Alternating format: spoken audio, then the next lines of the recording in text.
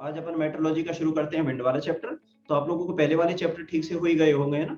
Temperature, pressure and density की बात करें तो मेरे को नहीं लगता कि उसमें कोई भी डाउट होगा, क्योंकि जो मैक्सिमम कैंडिडेट्स ने आंसर्स भेजे हैं कमेंट बॉक्स में भी उनके करेक्ट ही हैं। एक दो लोगों ने कुछ डाउट्स भेजे जो मैंने सुबह क्लियर कर दिए हैं। ठीक है, आप लोग जब भी YouTube वीडियो देखते हो तो एक बात ध्यान रखा करो कि रियल में आप लोगों को रिजल्ट लाना है, आप लोगों को सेल्फ स्टडी करके या ऑनलाइन ही स्टडी करके ही एग्जाम पास करना है। तो आप एक पेन एंड कॉपी लेके बैठे, ठीक है, प्रॉपर सारी चीजें लेके नोट्स बनाए, उसमें फिर क्वेश्चंस को सॉल्व करें, आंसर भेजें। ठीक है, फिर मैं बताने वाला हूँ कि इसमें से कितने नंबर आपको मिले। मेरे ख्याल से ये तरीका बेस्ट है। ठीक है, तो अभी शुरू करते हैं आज का चैप्टर। अपन आज बात करेंगे विंड की। तो विंड को जानने के लिए हमें दो चीजें जानना जरूरी होता है, एक प्रेशर ग्रेडियंट फोर्स एंड दूसरा कोरियोलिस फोर्स। ठीक है, तो सबसे पहले अपन समझते हैं कि प्रेशर ग्रेडियंट फोर्स क्या होता है। लेकिन प्रेशर ग्रेडियंट फोर्स है ये भी डिपेंड करता है आइसोबार्स पे, है ना। अब पूछोगे कि आइसोबार क्या होता है। Isobar is a line joining the points of equal pressures. जैसे मैं दिल्ली एंड जयपुर की बात करूं एंड भोपाल की बात करूं, सपोज दिल्ली में, जयपुर में एंड भोपाल में तीनों जगह पे इक्वल प्रेशर है, आज 1013 मिलीबार है। तो इन तीनों पॉइंट्स को जिस लाइन से अपन जोड़ते हैं उसी को अपन बोलते हैं आइसोबार। करेक्ट। तो यहाँ पे अपन एग्जांपल के लिए बात करें तो एक ए पॉइंट हो गया, दूसरा बी पॉइंट हो गया, तीसरा सी पॉइंट हो गया। तो जो लाइन इन तीनों पॉइंट्स को कनेक्ट करती है उसी को हम बोलते हैं आइसोबार। आइसो मीन्स इक्वल और uniform and bar means pressure. ठीक है, तो इक्वल प्रेशर को जोड़ने वाली लाइन को अपन बोलते हैं आइसोबार। आइसोबार के बाद में हम दूसरे पॉइंट पे आते हैं। ये पॉइंट है प्रेशर ग्रेडियंट फोर्स। ठीक है, तो pressure gradient force is directly proportional to pressure change between two points and pressure gradient force is inversely proportional to distance. तो क्या फॉर्मूला हो जाता है इसका, pressure gradient force is equal to pressure change divided by distance. Clear. इसी चीज को अपन ऐसे समझ सकते हैं कि दो पॉइंट्स है, एक ए पॉइंट हो गया, दूसरा बी पॉइंट हो गया, एंड इनके बीच की डिस्टेंस है 100 नॉटिकल माइल, एंड इनमें जो प्रेशर चेंज है वो है सपोज 10 मिलीबार। ठीक है, तो resultant wind speed is 10 knots. ठीक है, मतलब ऐसा कोई फिक्स नहीं होता कि 10 नॉट्स ही होगी, but for example this is 10 knots. अब सपोज यही दो पॉइंट और हैं, उनके बीच की डिस्टेंस है वो डबल हो गई है 200 nautical mile, and pressure change is same, that is 10 millibar. तो इसमें विंड की स्पीड कितनी होगी, लेस और मोर? ऑब्वियसली लेस होगी, बिकॉज जो सेम प्रेशर चेंज है वो डबल डिस्टेंस पे हो रहा है, तो wind speed will be less, means 5 knots. Simple. तो ये होता है pressure gradient force and wind का रिलेशन। ठीक है, प्रेशर ग्रेडियंट यानी प्रेशर जितना रैपिडली चेंज होगा बिटवीन टू पॉइंट्स उतनी विंड स्ट्रांग होगी, जितना स्लोली चेंज होगा विंड स्पीड उतनी ही लेस होगी। सिंपल। तो विंड का फर्स्ट अफेक्टिंग फैक्टर होता है pressure gradient force and second affecting factor होता है कोरियोलिस फोर्स। तो कोरियोलिस फोर्स की अपन बात करें तो कोरियोलिस फोर्स होता है because of the rotation of the earth about it's spin axis. Actually ये बेस्ड होता है बायस-बेलोट्स लॉ पे। जानते हो बायस-बेलोट्स लॉ क्या होता है? कोरियोलिस फोर्स को एक्सप्लेन किया है बायस-बेलोट्स लॉ ने। एक्चुअली कोरियोलिस फोर्स क्या होता है, this is because of the rotation of the earth about it's spin axis.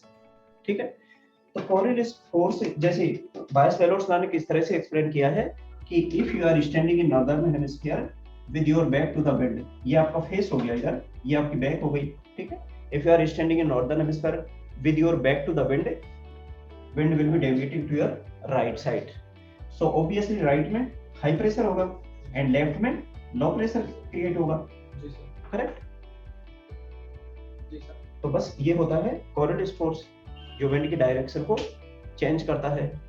North में राइट में डाइवर्ट होती है एंड साउथ में अपन बात करें तो लेफ्ट में डाइवर्ट होती है। जी सर, ठीक। अब इन दोनों का जो रिजल्टेंट विंड होगी उसको अपन बोलेंगे जियोस्टोपिक विंड, बट उसे थोड़ी देर में देखने वाले हैं। उससे पहले अपन बात करते हैं स्पीड एंड डायरेक्शन की। तो कोरियोलिस फोर्स को थोड़ा और समझना हो तो हम एक एग्जांपल लेते हैं कि सपोज ये लो प्रेशर एरिया है, तो लो प्रेशर एरिया होगा तो उसको फिल करने के लिए हायर प्रेशर से विंड आ रही होगी। ठीक है, like this, but because of the Coriolis force ये विंड डाइवर्ट होगी to right side, and suppose wind इधर से ईस्ट से आ रही है इसी को फिल करने के लिए, तो वो भी राइट में डाइवर्ट होगी, करेक्ट। एंड साउथ से आ रही होगी तो साउथ वाली भी राइट में डाइवर्ट होगी, करेक्ट। एंड नॉर्थ से आएगी तो नॉर्थ वाली विंड भी यहाँ पे राइट में ही डाइवर्ट होगी। तो रिजल्टेंट सर्कुलेशन ऑफ विंड क्या हो गया, एंटी क्लॉकवाइज, ठीक है। तो जो नदर्न हेमिस्फीयर में एंटी क्लॉकवाइज सर्कुलेशन होता है लो प्रेशर एरिया के अराउंड, वो होता है because of the Coriolis force, ठीक है। अपन सदर्न हेमिस्फीयर की बात करें तो वहां पे सर्कुलेशन कैसे होगा, क्लॉकवाइज होगा लो प्रेशर एरिया के अराउंड, सिंपल, ठीक है। तो अभी आपको समझ आ गया होगा कोरियोलिस फोर्स। अभी अपन आते हैं विंड स्पीड पर। तो विंड स्पीड की बात करें तो विंड स्पीड की यूनिट होती है नॉटिकल माइल पर आवर, ठीक है। लेकिन कुछ कंट्रीज में मीटर पर सेकंड में भी मेजर किया जाता है, करेक्ट। बट इससे भी ज्यादा इंपॉर्टेंट जो यहाँ पे क्वेश्चन होता है वो होता है कि विंड ट्रू होती है या मैग्नेटिक। तो जब भी विंड जो भी एटीसी या एटीसी से होती है, यानी जिस विंड को भी हम लिसन करते हैं, जिसको भी हम सुनते हैं, वो विंड मैग्नेटिक होती है। जैसे अपन बात करें कि एक aircraft is coming for landing on some runway है ना, ऑन सम एरोड्रोम, तो जो एटीसी उसे विंड बताएगा वो विंड होगी magnetic, because you are going to land on magnetic runway, correct. इसी तरह से अपन एटीस की बात करें, ATIS means automatic terminal information service, तो इसमें भी जो विंड रिकॉर्ड की जाती है वो मैग्नेटिक होती है, बिकॉज वो लैंडिंग या टेक ऑफ पर्पज से दी जाती है। इसके अलावा सारी विंड जो होती है, जो चाहे वो टैप में हो, चाहे मेटार में हो, चाहे स्पेसी में हो, या टैप के अमेंडमेंट्स में हो, ये सारी स्पीड होती है ट्रू। वैसे तो मैं आप लोगों को पहले भी बता चुका हूँ कि ट्रू डायरेक्शन क्या होती है, मैग्नेटिक डायरेक्शन क्या होती है, फिर भी आपको मैं एक बार और एक्सप्लेन कर देता हूँ, ठीक। तो विंड की डायरेक्शन वो डायरेक्शन होती है जिधर से विंड आ रही होती है। जैसे सपोज कि wind is coming from west, तो अपन विंड को इस तरह से लिखेंगे, ठीक है, wind is coming from west side. यदि wind is coming from east तो आप विंड को इस तरह से एक्सप्रेस करोगे। तो जो विंड का सोर्स होता है वही उसकी डायरेक्शन होती है, ठीक है। तो जैसा कि मैंने पहले डायरेक्शंस वाले चैप्टर में भी बताया कि all directions are measured from true north और मैग्नेटिक नॉर्थ। तो जैसे इसी विंड की डायरेक्शन को अपन ट्रू नॉर्थ से मेजर करते हैं लाइक दिस, तो सपोज कि this is 90 degree, so 90 degree datum is true north, so 90 degree is true. And यदि डेटम हुआ मैग्नेटिक नॉर्थ तो विंड की डायरेक्शन कितनी होगी, वेरिएशन प्लस 90 डिग्री। तो एक्चुअली वेरिएशन क्या होता है, variation is the angular difference between true north and magnetic north, and ये कभी भी कांस्टेंट नहीं होता, हर प्लेस पे हर साल चेंज होता रहता है। जैसे अपन दिल्ली की बात करें तो आज जो भी वेरिएशन है नेक्स्ट ईयर कुछ और होगा, इसीलिए जो भी मैप्स एंड चार्ट्स होते हैं जिनमें भी वेरिएशन दिया होता है वो 1 ईयर के लिए ही वैलिड होते हैं, ठीक है। तो यहाँ पे आप लिख दोगे 90 plus 10 degree equal to 100 degree magnetic, ठीक है। तो मैग्नेटिक डायरेक्शन क्या हो गई इस विंड की, 100 डिग्री। ट्रू डायरेक्शन क्या हो गई, 90 डिग्री। सर एक क्वेश्चन और था, हाँ। जो ट्रू नॉर्थ और मैग्नेटिक नॉर्थ है उनके बीच में जो एंगुलर जो डिफरेंस होता है वो 10 डिग्री का ही होता है या चेंज होता है? नहीं, ये मैंने फॉर एग्जांपल लिया है 10 डिग्री, ये 0 डिग्री भी हो सकता है, 5 डिग्री भी हो सकता है ना, इवन 180 डिग्री भी हो सकता है, ठीक। तो वो मैं वेरिएशन वाले चैप्टर में आपको मैग्नेटिज्म बताने वाला हूँ, या फिर एक वीडियो पहले से भी डाला हुआ है मैग्नेटिज्म पे, उसको भी आप लोग देख सकते हो। तो यहाँ पे जस्ट ये एग्जांपल के लिए लिया है 10 डिग्री, ठीक। अभी इसकी डायरेक्शन मेजरमेंट की अपन बात करें तो विंड की direction is measured by wind vane, ठीक है, जो आप यहाँ पे देख ही सकते हो। इसके अलावा अपन स्पीड की बात करें तो विंड की स्पीड को मेजर किया जाता है एनीमोमीटर से, ठीक है, जो आप देख ही सकते हो। एंड इस एनीमोमीटर की हाइट आप देखोगे तो 10 मीटर होती है, या आप 33 फीट भी बोल सकते हो इसको। एंड 33 फीट क्यों होती है, बिकॉज लोअर हाइट पे कुछ बिल्डिंग्स होंगी, ट्रीज होंगी, तो these buildings and trees are going to affect wind direction and speed, ठीक है। So to avoid this disturbance height of the anemometer is almost 33 feet. तो अभी अपन नेक्स्ट पॉइंट की बात करें तो नेक्स्ट पॉइंट आता है गस्ट, लल्स और स्क्वॉल्स। तो गस्ट किसको बोलते हैं, जो sudden increase in wind speed होता है उसको गस्ट बोला जाता है। जैसे अर्लियर स्पीड वाज 6 नॉट्स, अभी वो सडनली हो गई है 20 नॉट्स, ठीक है, तो इसको अपन बोलते हैं गस्ट। लेकिन जो डिक्रीज होता है विंड स्पीड उसको अपन बोलते हैं लल, करेक्ट। बट यहाँ पर एक और टर्म आता है, उसको अपन बोलते हैं स्क्वॉल। जो sudden increase in wind speed है, यदि उसका ड्यूरेशन 1 मिनट से ज्यादा होता है तो उसकी गस्ट की जगह पे अपन बोलते हैं स्क्वॉल। हाँ, गस्ट एंड स्क्वॉल में जो डिफरेंस होता है वो सिर्फ ड्यूरेशन का होता है। स्क्वॉल की ड्यूरेशन मोर देन 1 मिनट होती है, जबकि गस्ट की ड्यूरेशन अप टू 1 मिनट होती है।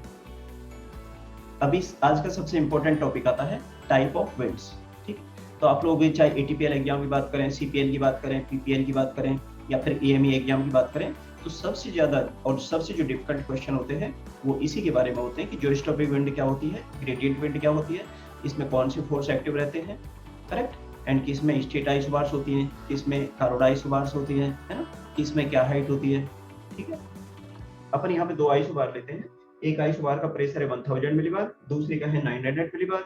ठीक है, तो ऑब्वियसली प्रेशर ग्रेडियंट फोर्स किधर एक्ट करेगा, हाई प्रेशर से लो प्रेशर की तरफ। तो जैसे ही प्रेशर ग्रेडियंट फोर्स एक्ट करेगा वैसे ही उस पे एक और फोर्स एक्टिव हो जाएगा, कौन सा, कोरियोलिस फोर्स। कोरियोलिस फोर्स उसे डाइवर्ट करेगा टू द राइट साइड में। ठीक है, तो उसकी रिजल्टेंट विंड क्या होगी, रिजल्टेंट विंड भी होगी अलोंग स्ट्रेट आइसोबार्स। देखो इस आइसोबार्स में कोरियोलिस फोर्स राइट में एक्ट कर रहा होगा एंड प्रेशर ग्रेडियंट फोर्स है वो लेफ्ट में एक्ट कर रहा होगा, करेक्ट। तो दोनों फोर्स बैलेंस्ड हो गई, बट रिजल्ट क्या रहा कि विंड अभी लो प्रेशर की तरफ ना जाके जो आइसोबार्स हैं उनके पैरेलल चलने लगी है। तो इसी तरह के विंड को अपन बोलते हैं जियोस्ट्रोपिक विंड।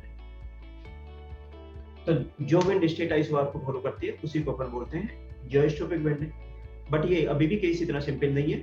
जियोस्ट्रोपिक विंड अपन तभी बोलते हैं जब वो फ्रिक्शन लेयर से ऊपर होती है, यानी 3000 फीट से ऊपर चलती है, उसी को अपन जियोस्ट्रोपिक विंड बोलते हैं। बिकॉज जो लोअर अल्टीट्यूड पे, लोअर हाइट्स पे होती है वो अफेक्टेड होती है किस किस से, बिल्डिंग से, ट्रीज से, हिल से या मैन मेड स्ट्रक्चर से। ठीक है, तो उसको अपन बोलते हैं सरफेस विंड। लेकिन फिर भी आप लोगों को कहीं पे दिक्कत होती है तो मैं कोरियोलिस फोर्स का फॉर्मूला भी बता देता हूँ। कोरियोलिस फोर्स होता है 2 omega row we sine theta. यहाँ पे थीटा क्या होता है, लैटिट्यूड, करेक्ट। रो क्या होता है, डेंसिटी ऑफ एयर। वी क्या होता है, स्पीड ऑफ विंड। एंड ओम क्या हो गया, एंगुलर वेलोसिटी ऑफ अर्थ। अब अपन जियोस्ट्रोपिक विंड की बात करें तो जियोस्ट्रोपिक विंड में pressure gradient force and Coriolis force दोनों बैलेंस्ड होते हैं। तो यहाँ पर कोरियोलिस फोर्स को आप प्रेशर ग्रेडियंट फोर्स भी लिख सकते हो, करेक्ट। तो इससे अपन विंड वेलोसिटी को मेजर करना चाहें तो V इक्वल टू क्या हो जाएगा, V equal to pressure gradient force divided by 2 omega rho sine theta, correct. तो रिजल्ट क्या रहा, wind velocity is inversely proportional to latitude, means lower the latitude, है ना, greater will be the wind speed. इसी तरह से अपन density की बात करें तो इफ डेंसिटी इज ग्रेटर तो wind speed will be low, and if density is lower तो wind speed will be high, correct. इसीलिए जो हायर एल्टीट्यूड्स होती है उस पे विंड की स्पीड हाई होती है। जेट स्ट्रीम जानते ही होंगे, जेट स्ट्रीम लास्ट चैप्टर बताई थी। तो जेट स्ट्रीम नॉर्मली ट्रोपोपॉज पे चलती है तो उनकी स्पीड भी कितनी होती है, 100, 200, 300 नॉट्स पर। और जैसा कि मैंने बताया कि विंड की वेलोसिटी है वो इनवर्सली प्रोपोर्शनल टू लैटिट्यूड होती है, correct. Lower the latitude higher will be the speed. तो इसका मतलब ये नहीं होगा कि इक्वेटर पे विंड की स्पीड इन्फिनिटी हो जाएगी। तो अपन 5 डिग्री नॉर्थ से 5 डिग्री साउथ लैटिट्यूड में जो विंड होती है उस पर इसको इफेक्टिव नहीं मानते, तो उस विंड को नाम दिया जाता है एंटी ट्रिप्टिक विंड, करेक्ट। यानी इक्वेटोरियल रीजन में कोरियोलिस फोर्स को इग्नोर किया जाता है। ठीक है, तो आप लोगों को ठीक से समझ आ गया होगा कि जियोस्ट्रोपिक विंड क्या होती है एंड जियोस्ट्रोपिक विंड का कोरियोलिस फोर्स से क्या रिलेशन होता है या प्रेशर ग्रेडियंट फोर्स से क्या रिलेशन होता है। ठीक है, इतना तो समझ आ गया कि जियोस्ट्रोपिक विंड रिजल्ट होती है pressure gradient force and Coriolis force का। ठीक है, तो अभी अपन आते हैं ग्रेडियंट विंड पर। ग्रेडियंट विंड में एंड जियोस्ट्रोपिक विंड में बेसिकली क्या डिफरेंस होता है। ग्रेडियंट विंड में भी कोरियोलिस फोर्स एक्टिव होता है, उसमें प्रेशर ग्रेडियंट फोर्स भी एक्टिव होता है, बट उसमें एक और फोर्स अप्लाई होता है, उसको अपन बोलते हैं सेंट्रीफ्यूगल फोर्स। अच्छा देखो, यहाँ पे इंटरेस्टिंग चीज ये भी है कि लोग अपने वीडियो का स्क्रीनशॉट ले लेके भी भेज रहे हैं कि बड़ा अच्छा बना है और रियली इम्प्रेस्ड है, और वो इसी से प्रिपरेशन भी कर रहे हैं जो भी सेल्फ स्टडी करने वाले कैंडिडेट्स हैं। ठीक है, इस तरह के कल भी 3-4 लोगों ने वीडियो भेजे थे एंड साथ में आप लोगों ने देखा होगा ना कमेंट में सबका आंसर भी भेजा था, और कुछ डाउट्स थे वो भी मैंने सुबह क्लियर किए, आप लोग वहां पे जाके देख सकते हो। तो जियोस्ट्रोपिक विंड की कंडीशन,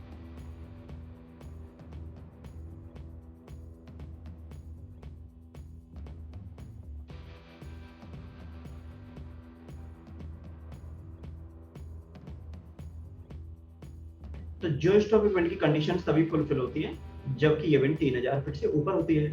सपोज यही विंड 3000 से नीचे चल रही है तो वो अफेक्टेड होगी किससे, किसी भी हिल से, ट्री से, बिल्डिंग से, ठीक है, तो उस विंड को अपन बोलते हैं सरफेस विंड।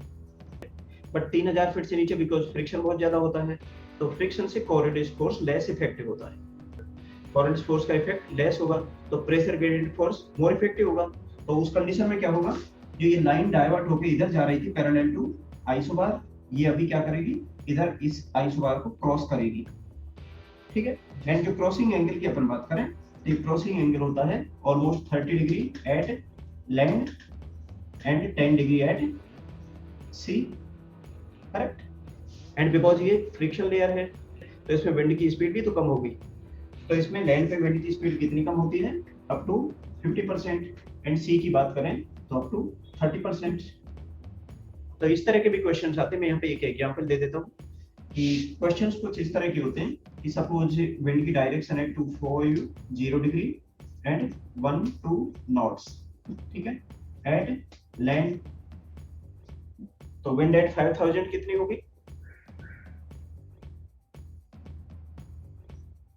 तो बिकॉज ये नॉर्दर्न हेमिस्फीयर है तो इसमें अपन क्लाइंब करेंगे तो विंड वियर होगी। Veer means direction of the wind will increase, ठीक है। एंड कितनी इंक्रीज होती है, अप टू 30 डिग्री। तो विंड की डायरेक्शन क्या हो जाएगी, 280 degree. And because we are climbing तो विंड की स्पीड भी तो विल इंक्रीज ना, तो विंड की स्पीड बढ़ेगी, कितनी हो जाएगी, डबल होगी, बिकॉज 50% का डिक्रीमेंट था ना। तो कितनी हो जाएगी, 12 नॉट से 24 नॉट्स। तो इसी को विंड का वियर होना बोलते हैं, यानी डायरेक्शन बढ़ने को वियरिंग बोलते हैं ना। एंड विंड की डायरेक्शन कम होने को अपन बोलते हैं बैकिंग, ठीक है। तो विंड बैकिंग का भी एक एग्जांपल ले लेते हैं कि suppose at 3000 feet wind speed is 25012 knots, ठीक है। तो अर्थ सरफेस पे कितनी होगी विंड, फ्रिक्शन लेयर में in northern hemisphere we are descending ना, तो डिसेंडिंग में विंड में बैकिंग होगा। Backing means wind direction will decrease. And कितना डिक्रीज होगी लैंड पे, 30 degree. So wind direction will be 220 degree. And wind speed की अपन बात करें तो ऑब्वियसली 50% कम होगी ना, तो विंड डायरेक्शन कितनी हो जाएगी, 6 नॉट्स। तो इसी को अपन बोलते हैं बैकिंग। आप लोगों को एक ट्रिक बताता हूं मेट्रोलॉजी की, कि आपको जो भी पॉइंट पढ़ना हो वो सिर्फ नॉर्दर्न हेमिस्फीयर के रेफरेंस में पढ़े, साउथ का सेम टाइम पढ़ो ही मत। और साउथ का जो भी हो उसको जस्ट रिवर्स कर दो, जस्ट उल्टा कर दो, ठीक है। इसमें बस एक दो जगह ही आपको ध्यान रखना है, एक दो जगह कहाँ पे, जैसे जेट स्ट्रीम की बात करें तो सदर्न हेमिस्फीयर में भी वेस्टर्ली होती है, इसी तरह से 2-3 दूसरे पॉइंट होते हैं, मैं क्वेश्चंस के साथ में बता दूंगा, ठीक है। तो बस सिंपल सी चीज है कि आप जो भी चीजें पढ़ो नॉर्थ के रेफरेंस में ही पढ़ो, दोनों के रेफरेंस में एक साथ ही पढ़ोगे तो 2 दिन बाद आपको याद भी नहीं रहने वाला कि मैंने साउथ का पढ़ा था या नॉर्थ का पढ़ा था, कंफ्यूजन हो जाता है और एक नंबर से भी कैंडिडेट फेल होते ही हैं। जी सर, ठीक है, ठीक है। तो अभी ग्रेडियंट विंड की अपन बात करें तो ग्रेडियंट विंड में एक फोर्स एक्स्ट्रा होता है जिसको अपन बोलते हैं सेंट्रीफ्यूगल फोर्स। तो इस तरह से टोटल 3 फोर्स हो जाते हैं ग्रेडियंट विंड में। फर्स्ट वन है pressure gradient force, second correlative force and third is centrifugal force, ठीक है। तो सपोज अपन एक लो प्रेशर एरिया की बात करें इन northern hemisphere, this is northern hemisphere, इसमें ये एक लो प्रेशर एरिया है। नॉर्दर्न हेमिस्फीयर में विंड का सर्कुलेशन किस तरह से होगा, एंटी क्लॉकवाइज, करेक्ट, ये एंटी क्लॉकवाइज सर्कुलेशन हो गया, ठीक है। तो इसमें अपन तीनों फोर्स को कंसीडर करके देखते हैं। इसमें देखो wind is going like this ना, तो प्रेशर ग्रेडियंट फोर्स किधर एक्ट करेगा, ऑब्वियसली हाई प्रेशर से लो प्रेशर की ओर, तो इसमें अंदर की तरफ ही लगेगा, है ना, this is pressure gradient force. लेकिन कोरिलेटिव फोर्स की बात करें तो कोरिलेटिव फोर्स तो राइट में एक्ट करेगा नॉर्दर्न हेमिस्फीयर में, तो यहाँ पे लिख दो आप लोग कोरिलेटिव फोर्स, ठीक है। लेकिन तीसरा फोर्स जो डिसिसिव होता है वो हो गया सेंट्रीफ्यूगल फोर्स। अब जिसका नाम ही सेंट्रीफ्यूगल फोर्स है वो तो बाहर की तरफ ही लगेगा ऑब्वियसली, करेक्ट। तो देखो ये because centrifugal force is acting outward, है ना, तो ये विंड की स्पीड को कम करेगा। मतलब pressure gradient force is trying to move the wind toward low pressure area, but correlative force is resisting movement, so wind speed will be lower, simple. अभी अपन एक दूसरा एग्जांपल लेते हैं, जो लेते हैं अपन हाई प्रेशर एरिया का। नॉर्दर्न हेमिस्फीयर में अपन हाई प्रेशर एरिया की बात करें तो हाई प्रेशर एरिया के अराउंड सर्कुलेशन कैसे होगा, क्लॉकवाइज, ठीक है। जिसमें प्रेशर ग्रेडियंट फोर्स तो बाहर की तरफ ही एक्ट करेगा, बिकॉज सेंटर पे हाई प्रेशर है तो विंड ऑब्वियसली बाहर की तरफ ही जाएगा। कोरिलेटिव फोर्स की अपन बात करें तो कोरिलेटिव फोर्स राइट में एक्ट करता है नॉर्दर्न हेमिस्फीयर में, तो कोरिलेटिव फोर्स अंदर की तरफ यानी सेंटर ऑफ हाई प्रेशर की तरफ एक्ट करेगा। अब सेंट्रीफ्यूगल फोर्स की अपन बात करें तो सेंट्रीफ्यूगल फोर्स नाम से ही क्लियर हो जाता है कि वो बाहर की तरफ ही एक्ट करेगा, ठीक है। अब इसमें से विंड को जाना भी बाहर ही है, तो इस कंडीशन में centrifugal force pressure gradient force को ही असिस्ट कर रहा है ना, उसी की हेल्प कर रहा है। तो wind speed will be higher in high pressure area than low pressure area, simple, because of centrifugal force. तो इस तरह की विंड को ही अपन बोलते हैं ग्रेडिएंट विंड। बस क्लियर हो गया। अब इसमें एक बड़ा इंपॉर्टेंट सा आप लोगों को एग्जांपल दे देता हूँ, ठीक है। इसको थोड़ा सा ध्यान से सुनना, ये प्रैक्टिकली अपन रोज करते हैं, उस तरह की चीज है, आप लोगों को ट्रेनिंग में भी काम आएगा, साथ में ये अलायंस में भी काम आएगा, ठीक है, ठीक है। तो इस वाले एग्जांपल को ठीक से सुनो। अभी एक एयरक्राफ्ट है, वो एंटर कर रहा है लो प्रेशर एरिया में, तो लो प्रेशर एरिया में अल्टीमीटर क्या रीड करेगा, ओवर रीड और under read? Obviously over read करेगा, because static pressure is decreasing in low pressure area. तो अल्टीमीटर से aneroid capsule will feel free, means will expand, and expansion means reading will increase, ठीक है। तो low pressure area में indicated altitude will be greater than true altitude, correct. And इसमें aircraft drift किधर करेगा, because wind is coming from left side, so aircraft will drift to right, to starboard side, ठीक है। ये चीज आपको ध्यान रखनी है। अभी इस एयरक्राफ्ट की अपन बात करें तो because this aircraft is going out of low pressure area, या इसी चीज को अपन ऐसे भी बोल सकते हैं कि aircraft is entering in high pressure area, so wind will be coming from right side, so aircraft will be drifting to left side, port side, correct। तो उस कंडीशन में क्या इंडिकेट करेगा ये, because aircraft is going out of low pressure area, और इसी बात को ऐसे बोल सकते हैं कि aircraft is entering in high pressure area, so atmospheric pressure will be higher ना, and if higher pressure is entering in casing of altimeter, तो capsule will contract, and contraction means under read, ठीक है। तो इसके लिए आप लोगों को एक सिंपल सा फॉर्मूला मैं यहाँ पे लिख देता हूँ। यदि आप लो प्रेशर एरिया से हाई प्रेशर एरिया में जा रहे हो तो altimeter will read low, correct, and if you are going from high pressure area to low pressure area तो altimeter will read high, simple. इसको याद रख लेना, 1-2 नंबर आराम से इससे मिल जाते हैं। तो इस तरह से आपको कोई भी क्वेश्चन रटने की जरूरत नहीं, चीजों को समझना ही है, आगे जाके भी आपको नॉलेज ही काम आएगी। अपन बात करें एयरलाइंस प्रिपरेशन की बात करें, टीपीएल की बात करें, या प्रैक्टिकल फ्लाइंग की बात करें, तो सब जगह आपको नॉलेज ही काम आता है, अदरवाइज तो 70 नंबर तो कोई भी ले आता है, ठीक है। तो ठीक है, आपका देखो ये विंड भी हो गया, pressure gradient force and Coriolis force की बात करें, आपको ठीक से समझ आ ही गया होगा। जो स्टॉपिक विंड में ये दोनों ही बस इफेक्टिव फोर्स होते हैं, उसमें कोई सेंट्रीफ्यूगल नहीं होता, ठीक है। आइसोबार्स की अपन बात करें, आप लोगों को ठीक से समझ आ ही गया होगा, है ना। A line joining the points of equal pressure is called isobar. Third point की बात करें प्रेशर ग्रेडिएंट फोर्स, तो प्रेशर ग्रेडिएंट फोर्स ठीक से समझ आ ही गया होगा, यानी pressure difference at a given distance is called pressure gradient force. तो wind is directly proportional to pressure gradient force and inversely proportional to distance, ठीक है। अगले पॉइंट की बात करें स्पीड की, तो विंड की स्पीड को अपन मेजर करते हैं नॉटिकल माइल पर आवर में, बट कुछ कंट्रीज हैं जिनमें मीटर पर सेकंड में भी मेजर किया जाता है। एंड विंड स्पीड मेजर की जाती है किससे, एनीमोमीटर से। जबकि विंड डायरेक्शन की अपन बात करें तो डायरेक्शन 2 टाइप की होती है, ट्रू एंड मैग्नेटिक, ठीक है। मैग्नेटिक किस में होती है, 80s एंड 80s रिपोर्ट्स में, जबकि ट्रू किस में होती है, जो भी रिपोर्ट्स होती हैं, जो भी रिटन में जो कुछ होता है उसमें ट्रू डायरेक्शंस होती है, जो भी कुछ वर्बली होता है उसमें मैग्नेटिक डायरेक्शंस होती है, क्लियर। गस्ट लेंस में कोई डाउट है आप लोगों को? मैं एक बार फिर से बता देता हूँ समरी। गस्ट किसको बोलते हैं, sudden increase in wind speed को अपन बोलते हैं gust, and sudden decrease in wind speed को अपन बोलते हैं लल्स। एंड बात करें स्कॉल्स की, तो गस्ट को ही अपन स्कॉल्स कब बोलते हैं, जब उसका ड्यूरेशन मोर देन 1 मिनट होता है, अप टू 60 सेकंड्स तक इसको गस्ट बोलेंगे, उससे ऊपर ड्यूरेशन होता है तो उसी को अपन स्कॉल्स बोलते हैं। And squalls are associated with CB और कोल्ड फ्रंट्स। ये बड़ा इंपॉर्टेंट क्वेश्चन होता है जो सीपीआर में भी आता है एंड एटीपीएल में भी आता है, clear. And type of wind में आज इतना ही बता पाए कि विंड बेसिकली 2 टाइप की होती है, वन इज जियोस्टॉपिक। तो जियोस्टॉपिक किसको बोलते हैं, जो 3000 फीट से ऊपर चलती है, एंड ये स्ट्रेट आइसोबार्स के पैरेलल चलती है। इसमें 2 ही फोर्स एक्टिव होते हैं, कौन कौन से,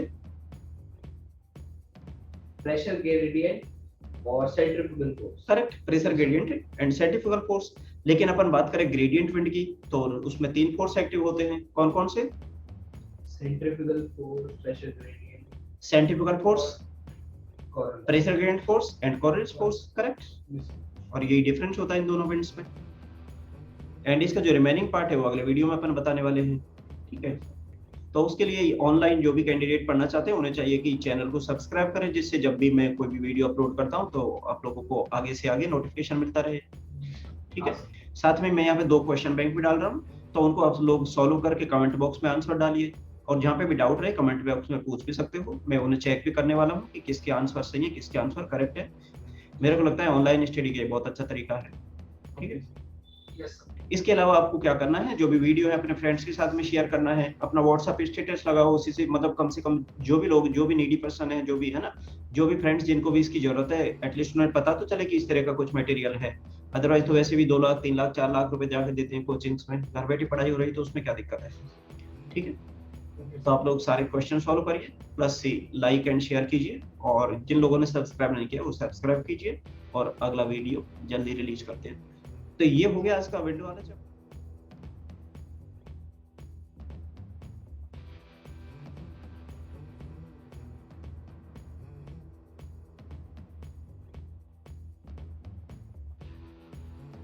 तो ये हो गया आज का विंडो वाला चैप्टर। हालांकि पूरा चैप्टर नहीं हुआ है, अभी इसमें आगे 2 वीडियो और आने वाले हैं जिनमें लोकल विंड्स को भी बताया जाएगा एंड इन चीजों को भी थोड़ा एक्सप्लेन किया जाएगा, ठीक है। साथ में मैं 2 क्वेश्चन सेट भी यहाँ पे दे रहा हूँ जिनको आपको सॉल्व करना है घर पे, एंड उसका आंसर आपको कमेंट बॉक्स में भेजना है। लेकिन जस्ट ABCD ना लिखें, उसको पूरा ऑप्शन लिखें, जिससे मेरे को थोड़ा समझने में आसानी रहे कि ये ऑप्शन गलत है या सही। अदरवाइज तो मेरे को भी फिर क्वेश्चन सेट चेक करना होता है,